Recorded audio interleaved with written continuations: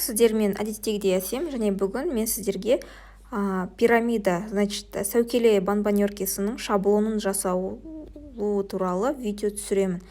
Бұл шаблонды маған жасап берші деп арнайы заказбен жасап жатырмын. Сондықтан сіздерде егер сіздерге определенный шаблон керек болса, менің WhatsApp номеріме жазып, WhatsApp номерімді осы видеоның астына қалдырып кетемін.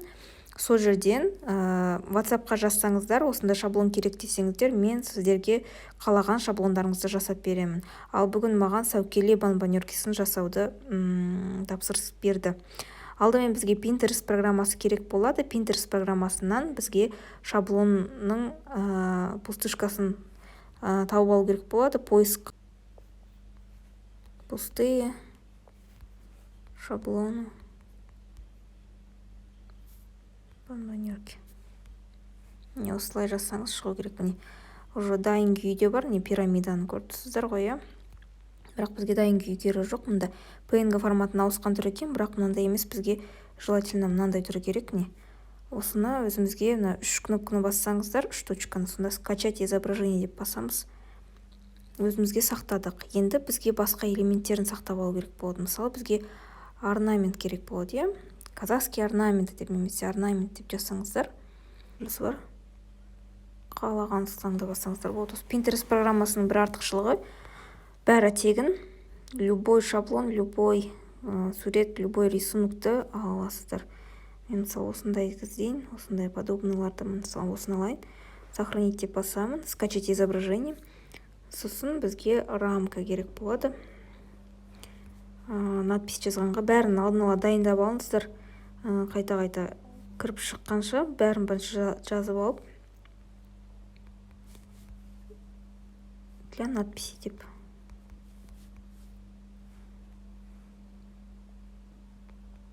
Осы секілді рамка әдемі. Мынандай да бар. Скачать изображение деп бір-екеуін сақтап аламыз, соң қалағанымызды осының ішінен сол гүлімен мына әдемі екен, осыны алайық. Бірнешеуін сақтап алып, соның ішінен таңдағаныңызды қолдансаңыз болады. Міне біз сақтап алдық. Енді осы шаблонымызды жасауды бастаймыз. Бізге шаблонды бастау үшін сақтаған элементтеріміздің артық жерлерін кесіп алып тастау керек. Үшін біздің Magic Erasers деген программа керек болады. Фотоны басып, жаңағы сақтаған бірінші шаблонымызды артық жерлерін алып тастаймыз. Волшебная палочка деген инструмент керек бұл жерде. 3 жер артық жерін алып тастадық. Соны сохранить таймыз да. Сохранить. Скачать высокое разрешение. PNG форматын сақтайсыздар. Готовыны басып. Келесі элементімізді аламыз. Мысалы, мына қыздың бізге біреуге не керек болады? Осыны аламыз да. Бұнда да біз волшебный палочканы қолданып артық жерлерін алып тастаймыз. Қай жер? Сохранить дейміз де. Высокое качество деп.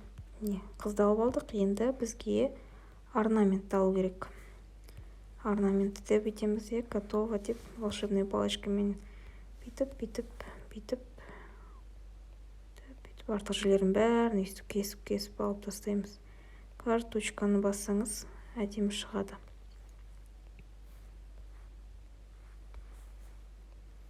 Өйстіп асықпай.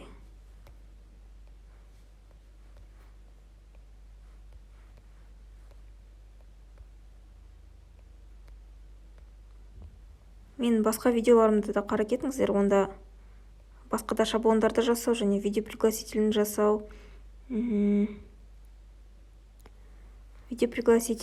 баннер жасау жайлы көптеген видеоларым бар. Соларды қарап үйреніп алыңыздар. Сіздер де осылай үйде отырып табысты болыңыздар. Және сіздерге шаблон керек болса, немесе видео пригласительныйға арнайы заказ бергіңіз керек болса, онда маған WhatsApp-қа жазыңыздар, маған осындай видео пригласительный немесе осындай мерейтойға арналған шаблондар керек еді, жасап беріңізші деп, немесе мен негізі заказға жасаймын, заказ берсеңіздер болады. Міне, бәрін PNG форматына ауыстырып сақтап алдық. Енді біз PicsArt программасын ашамыз да, PicsArt программасында осы сақтаған элементтердің бәрін жинап бір шаблон жасаймыз. Добавить кнопкасын басамыз, плюсикті астынан фон таңдаймыз. Мысалы, көк фон емес, бізге көк фон керек жоқ. Сондай әдемі фон таңдайық. Фон таңдағаннан кейін добавить фото деп басамыз да, өзіміздің және PNG форматына ауыстырылған фотомызды таңдаймыз. Міне, PNG форматында шықты. Оны түзулеп, әдемілеп, өзімізге керекті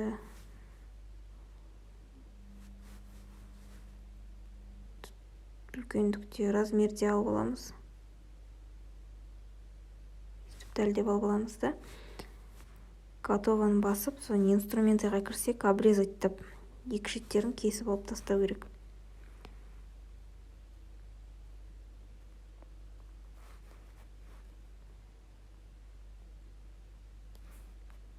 Міне, екі шеттерін кесіп алып тастадық. Готованы басамызда, енді өзіміз элементтерімізді қоя береміз. Элементтерімізді бұлай қоямыз. Міне, добавить фото, тағы да бірінші қыз баланың суретін қойып алайық.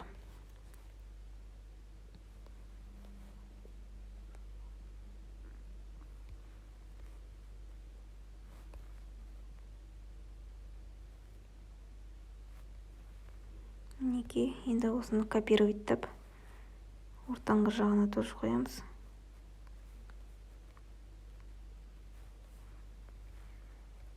Түзулеп қойыңыздар, асықпай өйстіп. Қисық болмай, әдемі болып шығу үшін.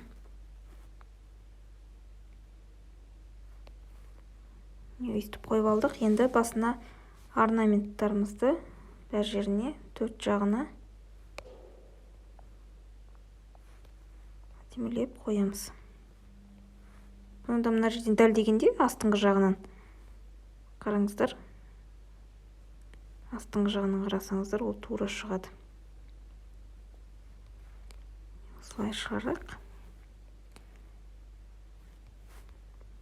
Индивидуальный заказ болғандықтан олар гүл емес, маған орнамент керек деді заказ берген адамымыз.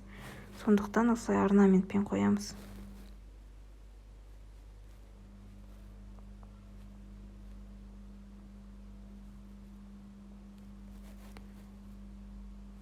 Кішкене үлкенірек. Кішірейтсеңіздер, стрелканы бүйтіп ары-бері жылжытсаңыздар, кішкентай размерде жасауға болады. Енді тағы да копировайттаймыз.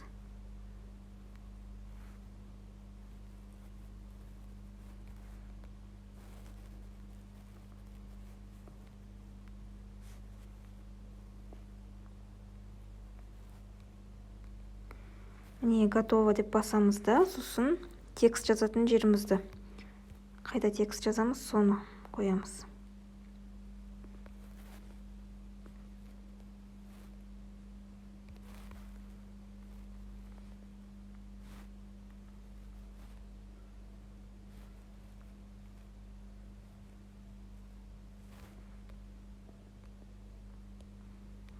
Бұны да сақтап аламыз.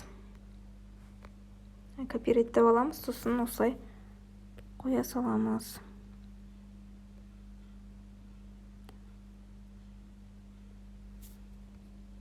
Достар, менің видеоларымды жіберіп алмас үшін менің каналыма тіркеліп, подписаться кнопкасын басып, колокольчиктер қойып қойыңыздар. Осында неше түрлі әдемі шаблондар жасап үйренеміз тағы да. Соның бәрін поэтапно көрсетемін. Және де бұндай шаблонды қандай бетке шығарам, қандай принтер алам, принтерға қанша краска кетеді, тағы да сұрақтарыңыз болса комментарияға жазып кетіңіздер. Мен сол комментарий бойынша тағы да келесі видеоларды соған қарап жасаймын. Назарларыңызға рахмет. Сіздермен болған Әсем.